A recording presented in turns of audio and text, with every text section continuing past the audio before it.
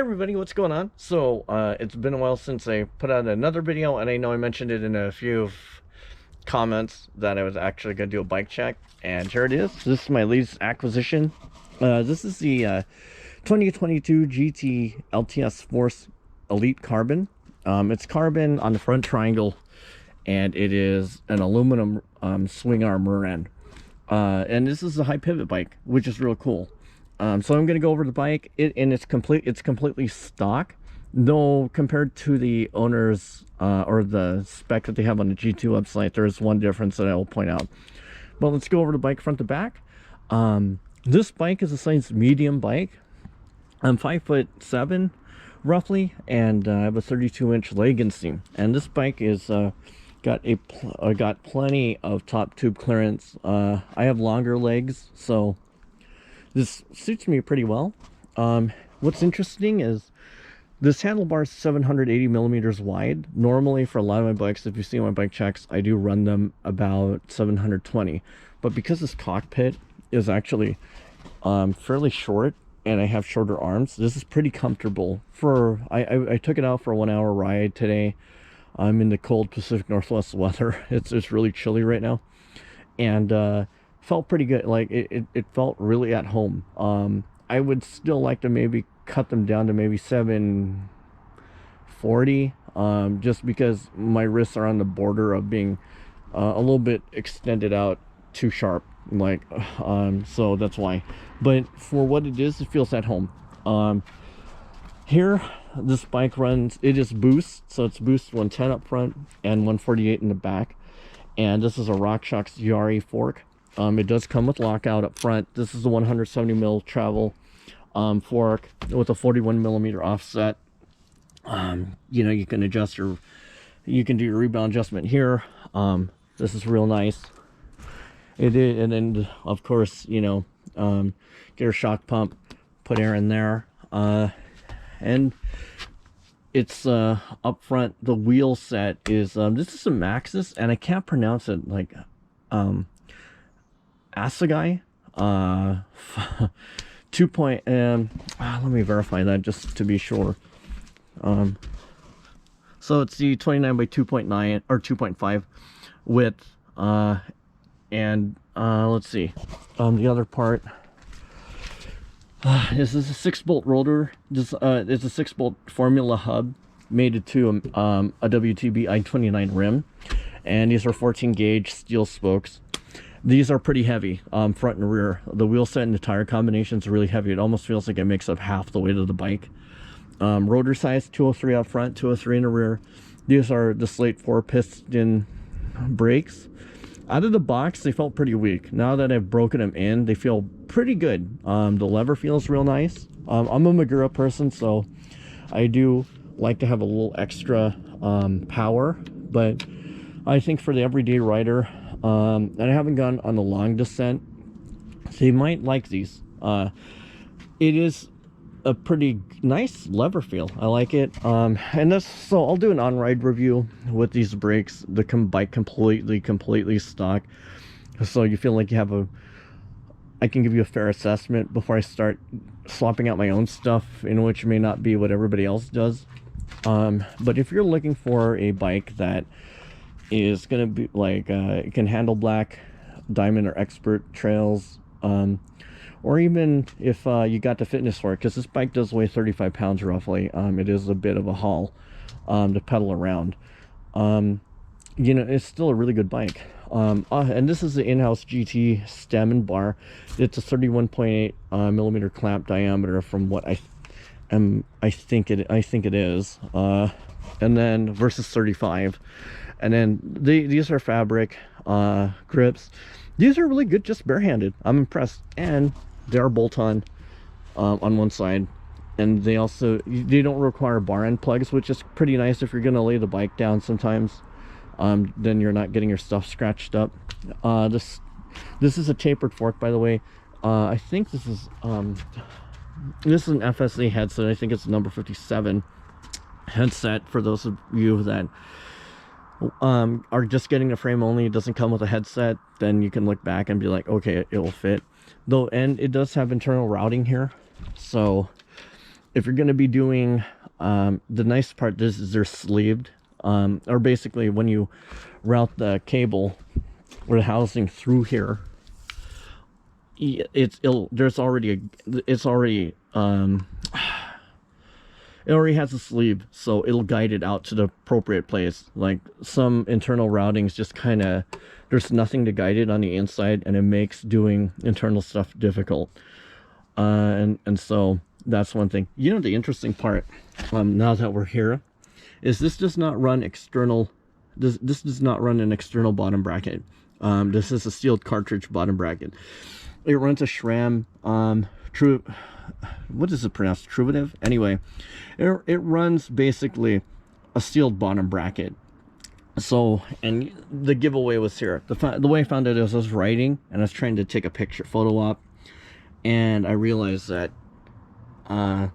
unlike, you know, your usual cranks on other bikes that are like the nice two-piece system, you know, this part here is like, oh, it's like the old school thing. So if I ever do, this is a BSA 73, by the way, so you can eventually upgrade this. I don't know if it's an upgrade, but you can change these out to the external board bottom brackets, or but you will also have to change out your crankset. And this is, you know, it's funny, I was pedal striking. This is a 170 mil crank arm, and I was still pedal striking on the downstroke. So when I'm doing tech stuff, I really you have to keep really level pedals here. It is surprising. So I was running my sag. I went off a jump, hence the ring is at the bottom. I was going for broke.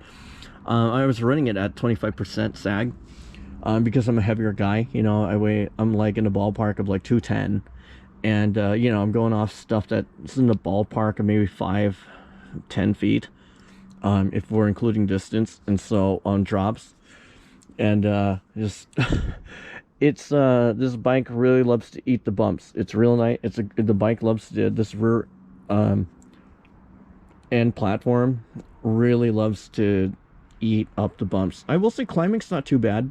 Bob's a little bit. I don't think it's as efficient as the old AOS or iDrive platforms, but it does in the back end feel like an old school iDrive or AOS platform. It's real smooth. It has traction. It has really good traction compared to the non-high pivot rear ends on these bikes. The LTS of like the 4-bar system, basically. This is actually a nice improvement. It's a really compliant ride. Eats up the small chatter. Takes up the big hits real nice. So it's a really good, comfortable bike. Also on the flip chip end, the flip chip's not on the suspension like some bikes that you'll see, like and instead of travel, it does wheelbase. So, you know, and I think the difference is like roughly about 10 millimeters. I'm running it short, and it feels like a pretty good maneuverable bike given the size and the wheelbase. Like on my bike rack, I've had to extend out my the wheelbase things almost to the max, whatever the width is. This is about similar in length, I think, to a GT Sanction, and I have a 2016 Sanction. Oh yeah, you can see here, medium. But the TRP slate brakes are pretty, they're good for what they are. I'm still going to swap these out with Maguiras at some point when I'm done doing my initial review. Also, the the seat tube here is a 31.8 millimeter seat tube. So unlike the old school Force, if anybody remembers those bikes with the AOS platform, they were running, I think, the 34.9 millimeter drop or seat post diameters, which this kind of in a sense limits you to what you can get, and because back then there weren't that many suppliers, so I think of 34.9s, but a 31.8 internal, and pretty good, real nice GT. I don't know who makes their in-house brand, but it's a pretty good jumper for what it is. It'll be interesting to see how it lasts throughout the year. The lever's not bad either, the stock lever. You know, usually I'm a Pulse component guy, and not bad. You know, it gets the job done. Feels good. Like, you know, seems like it's pretty simple to do. It looks like it'll accept both. It looks like it'll accept the cable, and so it'll work with many droppers that use the cable head up here. Sorry, it's so cold. And then this is a fabric saddle. Fabric, pretty nice. I will say this is a really comfortable saddle. You know, and the width here is about, I think it's got to be a ballpark about 142 millimeters wide. So for my sit bones, this works out real well. For other people who might have wider sit bones, like in the 150s, then I would recommend swapping it out, or you know, finding a saddle that you really like. But for a 1 hour ride, this wasn't an issue at all. I think I was just more concerned smashing my feet into stuff on the downstroke, because the pedal strikes on here act like just the old school iDrives. It's just, oh man, I'm hitting stuff. But I will say, when you're swapping out brakes, like I will in the future, this is actually internally routed, and it goes out here and it comes out here. And you know, so there is a little bit of it's going to be a little bit of a task to do it. Hopefully I can, with Magura brakes, I can just the installation of the rear brake is going to be easy. Obviously up front, it's just the cable's completely exposed, so that will be easy. But maintenance wise, everything looks like it is just bearings through and through. And so maintenance of this should be easy. There is no lockout on this RockShox Super Deluxe Select rear shock. So your rebound and everything is right here. You know, and I think the max PSI on here is about roughly 325 or something. It says so on here, 325 max. So on the back end, this is an 1150 rear end SRAM cassette, and it's a SRAM SX drivetrain, so it's a 12-speed shifter, SRAM chain, SRAM SX rear derailleur. It does the job. It's still, like, out of the box, feels real smooth. I mean, feels like a nice premium cassette, which is nice. You get a built-in chainstay protector. This is completely stock, so the pedals are the only thing that aren't stock on this bike. Also on here, the idler pulley is pretty big. Like, hand wise, it's about as big as my forefinger, as tall as my 4 fingers. Up front, this is a SRAM Truvativ 6000 or 6K crankset on a 170 millimeter arm. And I will say that hopefully this isn't a deal breaker. I find that the old school sealed cartridge bearing bottom brackets are pretty strong, and a BSA 73, when you're wanting to swap out the bottom bracket and the crankset to something more premium, you can do that. Like, the frame allows you to do that. I think GT obviously did this to keep the price point down where it probably didn't matter too much. And I didn't even notice, like, eddy pedaling inefficiencies compared to all my external cup bottom brackets. So it feels plenty fine for the initial ride. I think even in the long term, this is a nice budget option anyway for people that just don't have a lot of money to do so many part changeovers. So if you're looking for something durable, that's not a bad way to go, to be frank. And the height adjustment on here, I think it's about roughly 125 to 150, just because there's just so much clearance on here, which I really like.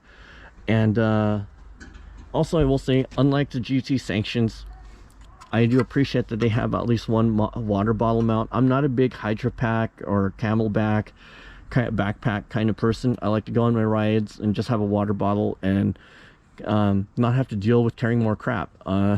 Just because riding around the Pacific Northwest, it is a climb to go everywhere. But sometimes I don't want to carry that much gear uphill. I mean, this is already a 35-pound bike.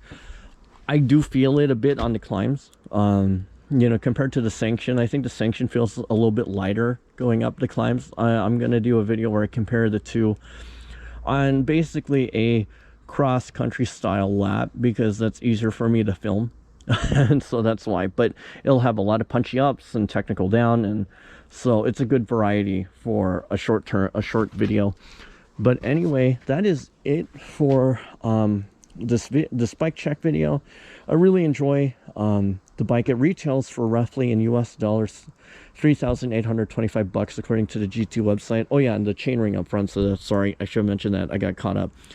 On the GT website, it says it's a 32 tooth, but that's actually this is a 30 tooth chainring.